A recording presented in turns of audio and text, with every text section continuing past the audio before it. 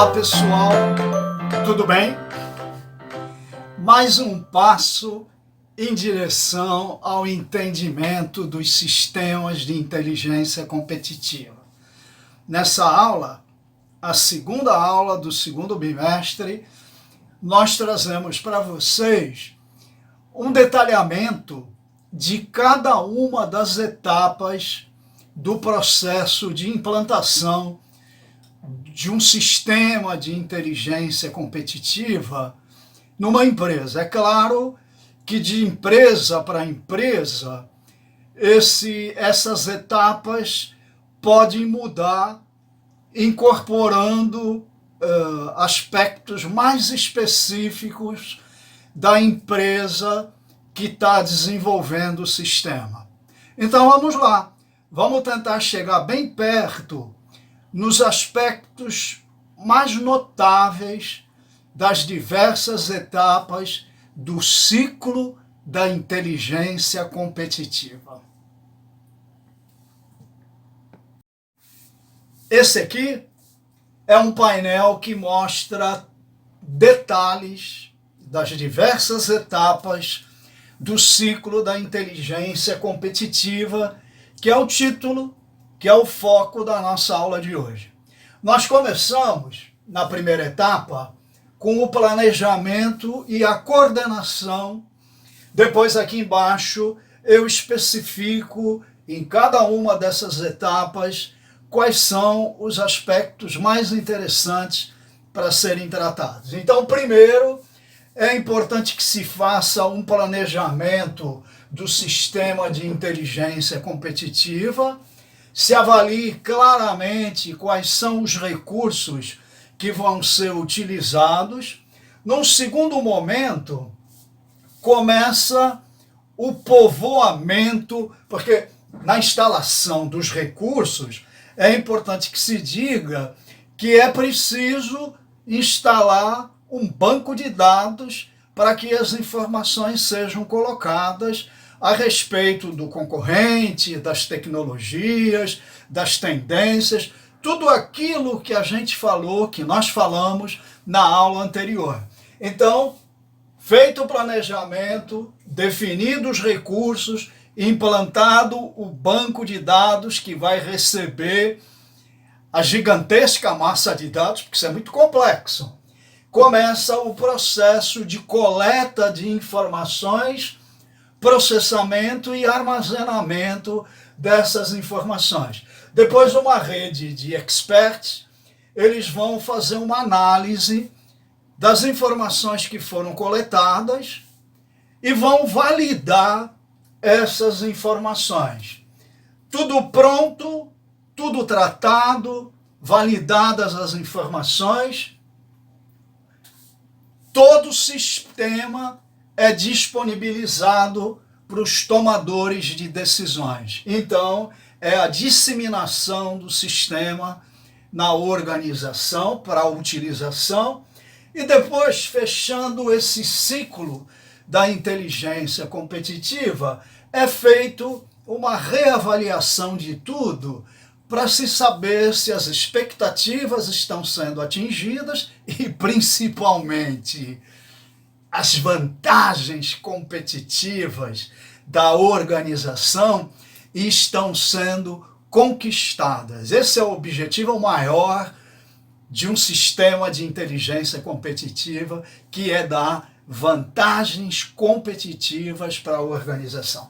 Agora, detalhando, na primeira etapa de planejamento, instalada a base do sistema, é importante que se faça, num regime de entrevistas, se faça um levantamento das necessidades informacionais dos gerentes, da equipe que vai usar o sistema de inteligência competitiva, porque muitas vezes a empresa que vai instalar o sistema de inteligência competitiva não conhece as necessidades informacionais dos utilizadores do sistema.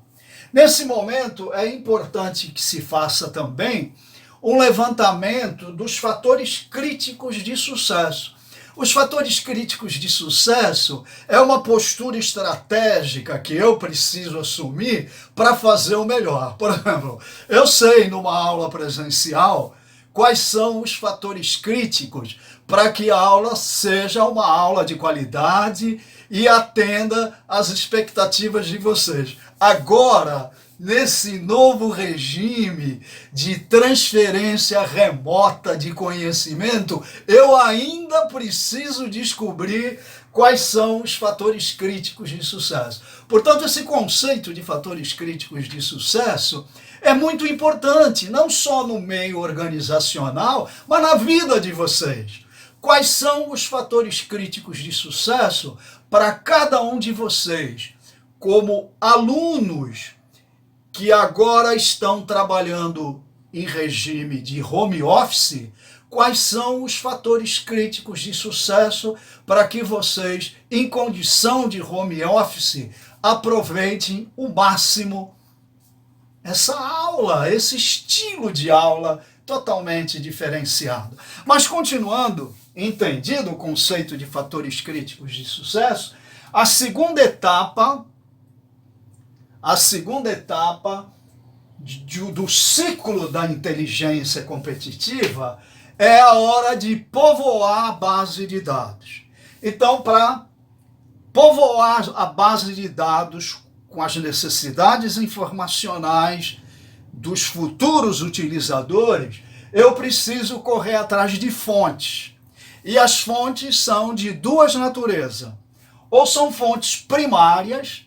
As fontes primárias são aquelas que não têm interferência de terceiros. Por exemplo, eu preciso saber o que a minha empresa concorrente está preparando para inserir no mercado como novidade. Então, o que eu faço? Se de repente o presidente da empresa, alguém importante na empresa, vai fazer uma palestra, vai fazer uma apresentação sobre essas novidades que estão emergindo, eu tenho que ir lá acompanhar essa palestra, porque essa é uma fonte primária. Eu vou lá, coleto a informação, tudo aquilo que ele falou, e levo para a minha base de dados. Agora, as fontes secundárias já são aquelas que sofreram interferência de terceiros.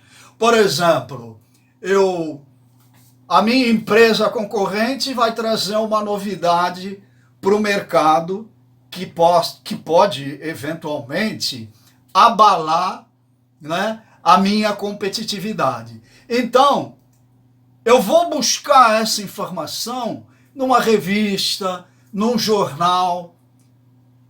Terceiros já trataram a manifestação daquele presidente. Não é o presidente que está falando. Se fosse o presidente, eu estivesse coletando as informações do presidente da empresa concorrente, isso seria uma fonte primária. Quando se trata de fontes secundárias, nós temos a interferência de terceiros. Feito isso, as informações primárias e secundárias recolhidas, elas vão para o banco de dados, onde uma rede de especialistas, experts na área das necessidades informacionais dos futuros utilizadores, das necessidades informacionais dos gerentes, das necessidades informacionais da empresa. Essa rede de especialistas faz a análise e valida a informação. É bom lembrar que nesse processo de validação, é preciso chamar a atenção de vocês que a informação, como cada um de nós, nasce, cresce, se reproduz e morre. A informação também tem o chamado ciclo de vida. Então as informações, elas nascem como uma novidade, crescem, se propagam, portanto se reproduzem, e lá na frente elas morrem. Quer dizer, uma informação de 10 anos atrás, eventualmente até, por exemplo, uma informação sobre um episódio político que aconteceu há 5 anos atrás, está praticamente morta essa informação. Então, é preciso, nesse banco de dados, com as informações relevantes em termos de inteligência, é preciso, para as informações lá colocadas, afetar indicadores. Um indicador que possa me ajudar a acompanhar a fonte, possa me ajudar a acompanhar o custo da informação, às vezes. Quer dizer, se foi uma informação difícil de ter sido conseguida, houve um investimento de recursos para que eu me apropriasse daquela informação importante e levasse para a minha base de dados. E, finalmente, o que é esperado, tudo isso foi feito e tem um objetivo maior, que é ajudar na tomada de decisões. Então, o sistema instalado, as informações coletadas, as informações validadas, tudo isso pronto, chegou a hora de oferecer, de disponibilizar para os utilizadores, disponibilizar o sistema, para que, devidamente informados em nível de inteligência, esses tomadores de decisões possam escolher o melhor caminho, porque a atividade de um gestor não é muito simples. As decisões têm que ser tomadas com muita cautela, porque, eventualmente, uma decisão mal tomada pode jogar a empresa numa condição difícil de sobrevivência. Eu tenho aqui a revista Exame, que anuncia uma decisão estratégica que a Natura tomou quando comprou a Avon, e que com certeza a Natura deve estar usando um sistema de inteligência para a tomada de decisões, porque agora ela, como a 4ª empresa de cosméticos do mundo, a Natura brasileira chega, por exemplo, na França, que é campeã na fabricação de cosméticos e na inovação nessa área, chega na França e vai enfrentar concorrentes gigantes, já com market share. Market share é a fatia do mercado já conquistada por esses gigantes, e a Natura vai ter que fazer um enfrentamento. Então, senhores, senhoritas, está aqui a importância do ciclo da inteligência. Eu vou deixar esse item, permissões, para fazer a formulação do problema que está subjacente à aula de hoje. Um forte abraço a todos e sucesso!